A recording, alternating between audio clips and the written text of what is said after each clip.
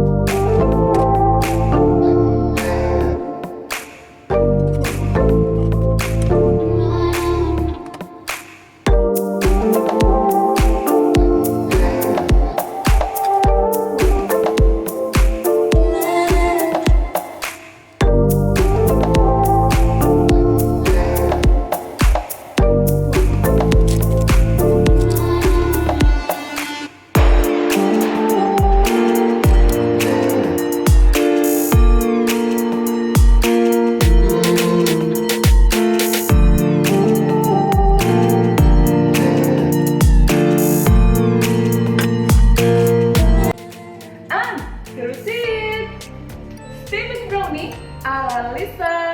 Don't forget to try this recipe. See you in the next video and I love you all. Mwah!